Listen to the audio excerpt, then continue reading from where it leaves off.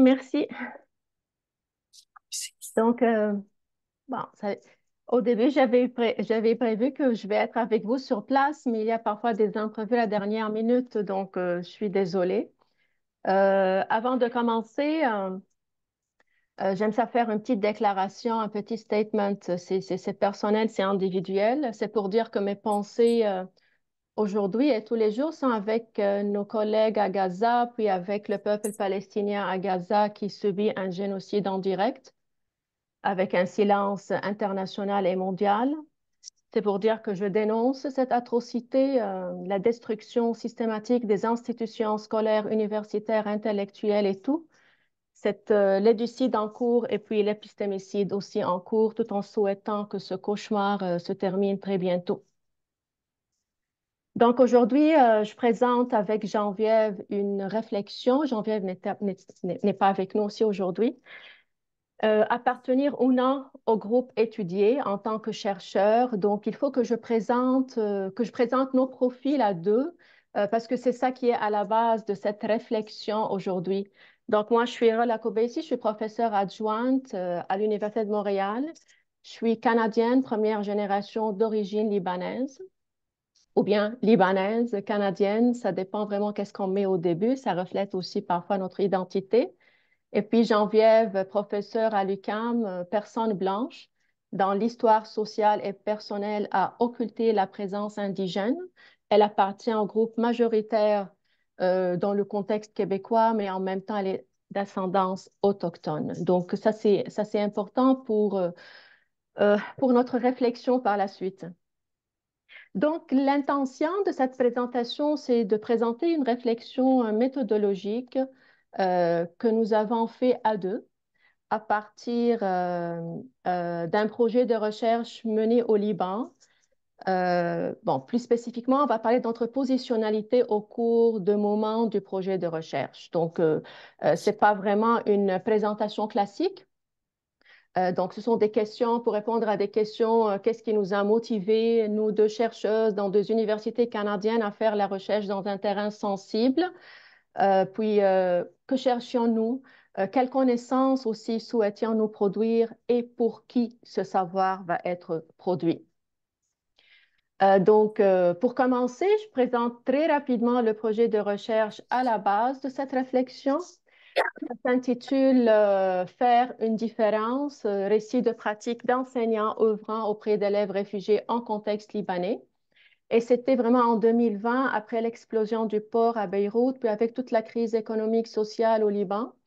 On a proposé à des enseignants et enseignantes au Liban de prendre la parole, de raconter une situation à laquelle ils et elles ont été confrontés en classe et qui mettait en scène un élève ou une élève réfugiée syrienne au Liban, reconstruisant ainsi ce qu'on appelle un récit de pratique. Et par cette méthodologie de récit de pratique, c'est vraiment la narration d'une situation problème rencontrée par une personne enseignante. Donc, on a demandé à ces enseignants de raconter comme une situation particulière avec des élèves réfugiés syriens. Puis voilà, on a développé un recueil avec leurs récits qu'on utilise ici avec des enseignants au Québec. On a travaillé avec 10 enseignants, enseignantes, 8 Syriens, enseignants et enseignantes syriennes réfugiés et 2 enseignantes libanaises dans 7 écoles primaires partout au Liban, des écoles publiques, privées ou bien des écoles dirigées par des ONG. Ce sont des écoles seulement pour les élèves réfugiés syriens. Ces écoles sont soit dans des camps de réfugiés ou bien hors camp. On a fait des entrevues d'explicitation. Bien sûr, c'était par Zoom pour reconstruire ce qu'on appelle les récits de pratique. À l'exception d'une seule entrevue, je vais revenir sur ce point par la suite, on a fait toutes les entrevues en arabe. Puis on a fait la transcription, puis la mise en forme, la validation des récits en arabe par les 10 enseignants et enseignantes. Et par la suite, on a fait la traduction en français. Donc, pour mener notre réflexion, puis ça c'était comme une réflexion qui a été, ça c'était comme un chapitre dans un livre qui porte sur les outils méthodologiques de décolonisation. Donc, c'est à partir de ça qu'on a mené cette réflexion. Le cadre théorique sur lequel s'appuie la réflexion, on a parlé de la positionnalité des chercheurs. qui réfère à la position que prennent les personnes chercheurs en menant une recherche, leur propre perception d'eux et d'elles-mêmes et de leur rôle à cet égard. Puis aussi comment ça influence les rapports que les personnes chercheurs établissent avec les participants, comment on comprenne les participants, on recueille leurs données, on se construise comme chercheurs, ce qui vient aussi influencer la manière dont les personnes participantes sont perçues et représentées. En fait, on considère que lorsque les chercheurs passent du temps, et ça c'est lorsqu'on parle beaucoup des recherches dans les terrains sensibles, mais bon, pas seulement dans les terrains sensibles, mais toujours les chercheurs qui passent du temps sur le terrain, donc ils interagissent avec les participants, ils réagissent aussi aux comportements, aux commentaires, même aux attitudes des participants, ce qui façonne les identités puis les actions de ces chercheurs. Et cela s'oppose plus ou moins à l'approche positiviste qui présente les chercheurs comme uniquement externes à la recherche et qui relie la rigueur scientifique à un certain idéal de neutralité. Donc, cette approche positiviste, ancrée dans une culture de recherche coloniale, est de plus en plus en fait remise en question et même critiquée par plusieurs chercheurs, parce que cela signifie que la réalité, c'est comme si la réalité ne peut être perçue qu'à travers un seul prisme.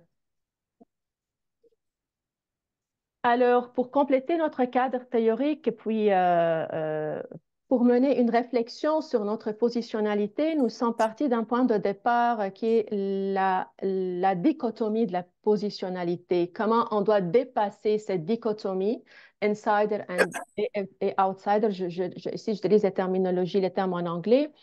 Donc, comment cette dichotomie doit être dépassée et surmontée aussi pour laisser place à d'autres positions, ainsi qu'à d'autres manières de donner du sens aux expériences des chercheurs et des participants, aux relations, par exemple, qui se développent entre eux tout au long du processus de recherche, et puis à la manière dont leur rôle, leur image sont définis par les participants, comment les participants nous perçoivent aussi sur le terrain.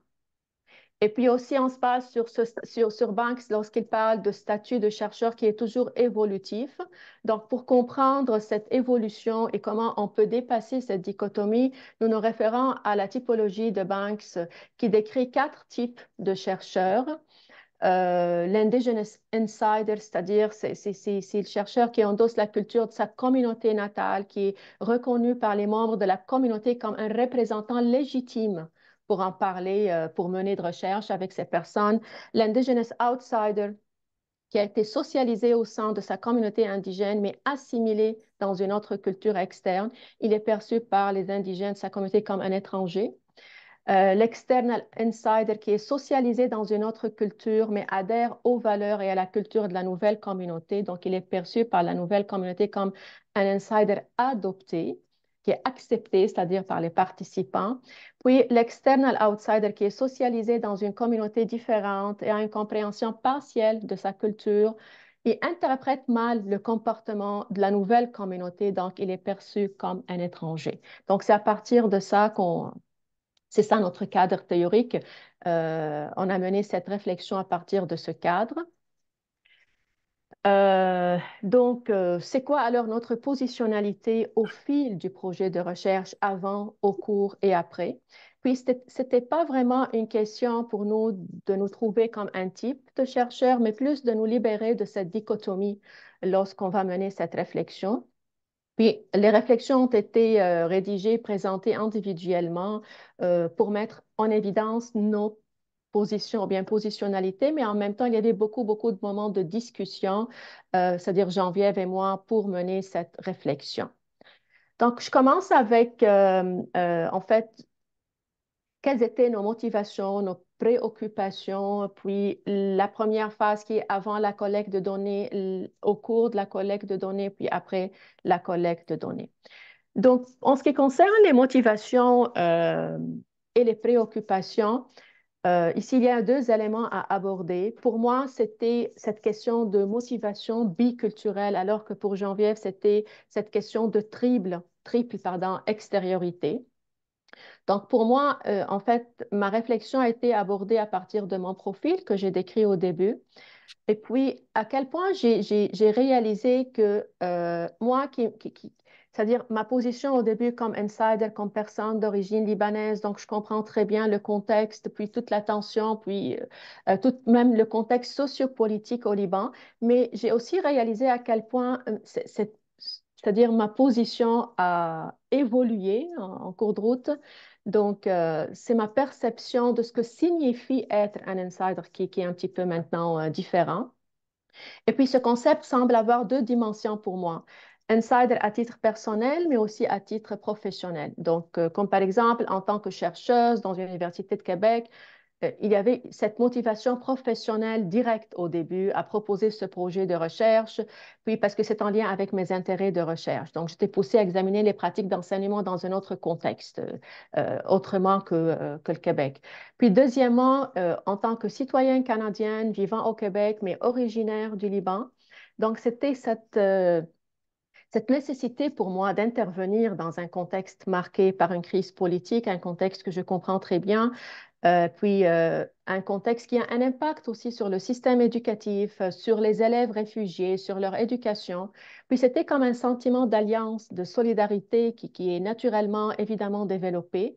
Donc au début, c'était le but vraiment d'amplifier la voix ou bien les voix de ces personnes, de ces enseignants, de leurs élèves, de leur donner l'opportunité de partager leurs histoires qui pourraient inspirer d'autres enseignants dans d'autres pays. Puis aussi, à un niveau plus macro, l'objectif, c'était de mettre en lumière comment les populations vulnérables sont manipulées par un système international d'oppression. Euh, et aussi, c'est pour développer une conscience critique, favoriser la solidarité parmi les enseignants au Québec et aussi dans d'autres pays, leur permettant de comprendre les politiques internationales dominantes, puis l'impact du système colonial et postcolonial sur les populations vulnérables et comment ce système contribue à la création de marginalisation et d'oppression. Pour Geneviève, c'était une triple extériorité, une réflexion un petit peu différente. C'est vraiment cette question de position aussi au début, comme une personne outsider. Et puis, une personne au début qui avait ce désir de faire quelque chose de différent. Après plusieurs projets de recherche sur des thèmes similaires ici au Québec liés à l'intervention éducative dans un contexte de diversité ethnoculturelle, donc, pour elle, tous ces projets de recherche ont toujours eu lieu au Québec. Donc, elle n'est pas familière avec l'éducation en situation d'urgence et en situation de crise, ni avec les conditions de travail des enseignantes au Liban.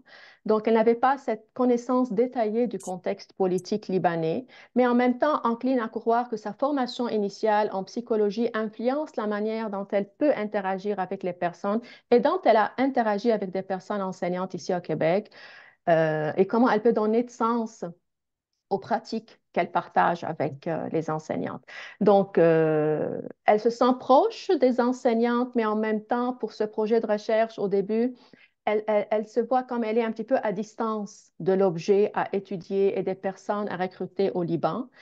Bon, c'était sa réflexion en ce moment, finalement. C'est comme si elle est en train d'avancer dans un terrain inconnu pour elle, pour aller à la rencontre d'une autre avec un A majuscule. Et puis, avant de décrire, avant d'expliquer notre réflexion en lien avec la première phase, que- bon, il est important peut-être d'expliquer un petit peu notre conceptualisation du projet en équipe, parce qu'on était équipe de trois. Donc, parce qu'on avait, c'est comme c'était l'anticipation que les réfugiés syriens arrivant au Canada pourraient passer par le Liban. Ce terrain est devenu donc pertinent pour notre travail, surtout que moi, je suis originaire de Liban, puis je maîtrise la langue, puis je peux faire les entrevues avec les enseignants, puis je comprends tout le contexte. Donc aussi, on- il y avait toujours une question de flexibilité et d'adaptation avant, mais aussi au cours du projet de recherche. Donc, il n'y avait pas vraiment de critères de sélection. Donc, recruter des enseignants qui enseignent aux élèves réfugiés dans n'importe quelle région et école au Liban. dans les camps, mais aussi à l'extérieur. Puis nous sommes restés flexibles concernant le format aussi de l'entretien, donc prêts à utiliser des appels téléphoniques, Zoom, WhatsApp parfois, tout autre moyen disponible. Puis nous avons également convenu de réaliser des entretiens progressivement parfois, donc pas seulement une seule entretien, plusieurs fois, parce on était au courant des fréquents problèmes d'électricité puis d'Internet au Liban. Puis en cours de route, bien que les récits de pratique se concentrent sur la narration d'une seule situation, nous avons permis en fait aux participants de s'engager dans des discussions sur une variété de situations tant qu'ils étaient disposés à en parler. Donc on n'a pas fait des pressions. Et puis on était consciente aussi des conditions de vie des enseignants, surtout les enseignants réfugiés syriens. Donc euh, on avait comme décidé de proposer des ressources de soutien psychologique au cas où ils en auraient besoin pendant et après les entretiens. Donc, pour cette phase, c'est comment on a formulé le projet, comment on a préparé le terrain et aussi deux réflexions ici. Donc, pour moi, c'est vraiment cette navigation à l'intérieur de deux espaces.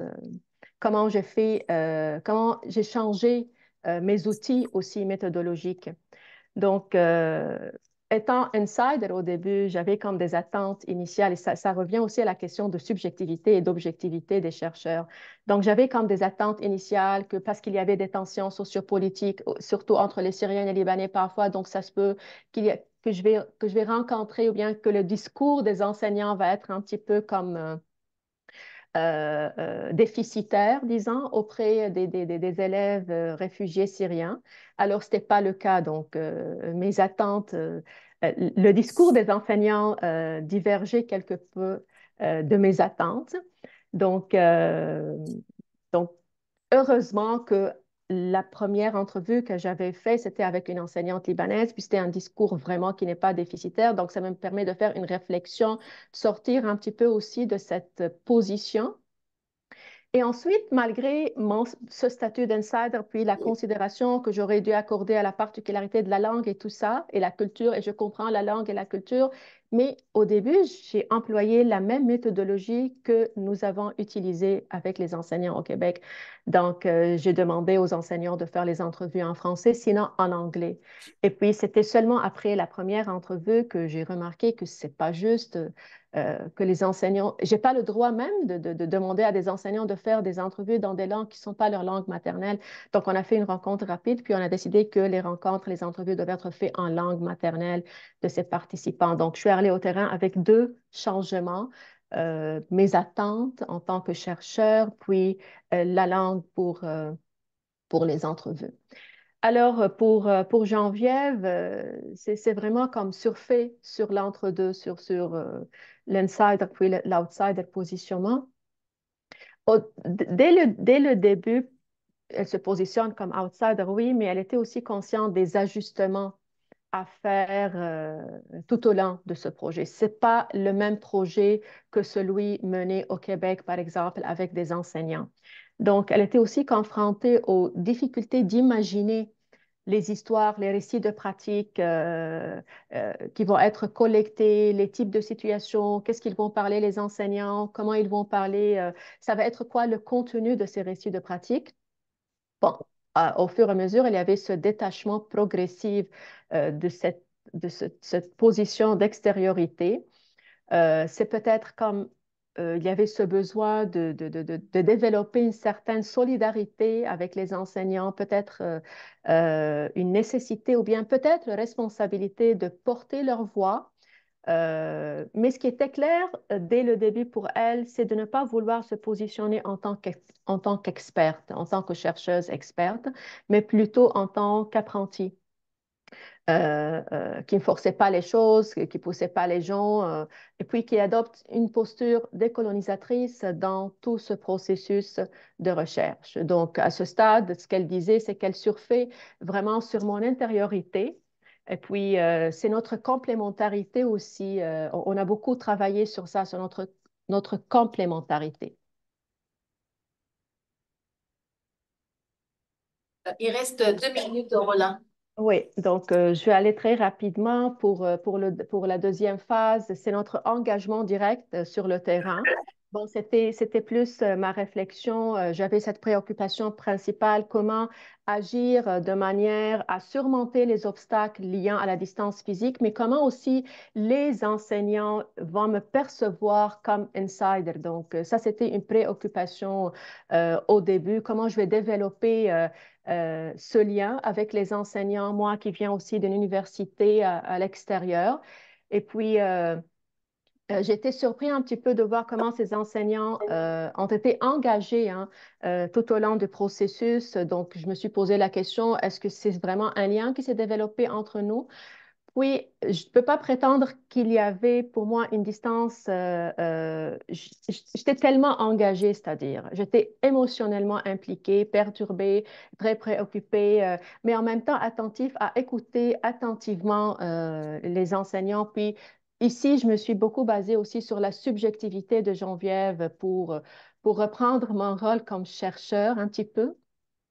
Très rapidement, la troisième phase, c'était pour Geneviève, comment elle a passé de bon, moi, j'utilise toujours les mêmes, des synonymes, position, positionnement, positionnalité, pour passer de cet outsider à external insider, comment elle a été choquée au début lorsqu'elle a lu les récits de pratique qui ont été littéralement traduits avec mot à mot de l'arabe en français. Puis elle m'a posé toujours les questions, est-ce que c'est vrai? Est-ce que j'ai bien compris?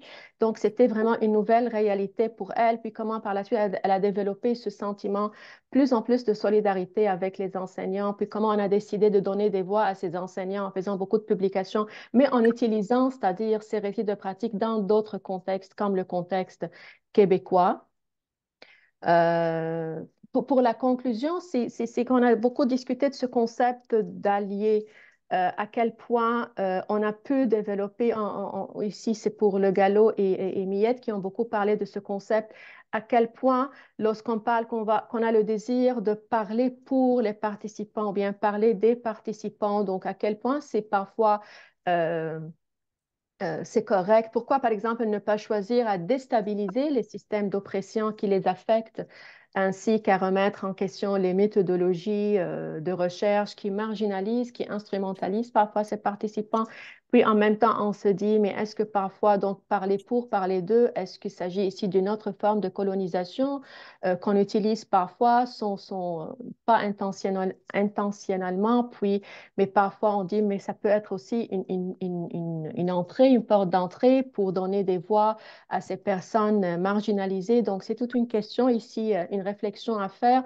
Mais ce qu'on peut dire, effectivement, c'est lorsqu'on va parler de la décolonisation, puis à quel point la décolonisation, puis l'atteinte d'un niveau d'activisme en tant qu'allié, c'est sûr qu'on ne peut pas prétendre qu'on a pu atteindre ce niveau et que plusieurs chercheurs aussi qui ont travaillé dans des terrains sensibles, c'était pas facile d'atteindre vraiment ce niveau d'activisme pour parler vraiment d'une décolonisation des outils méthodologiques. Je vous remercie et je suis désolée si j'ai pris plus de temps.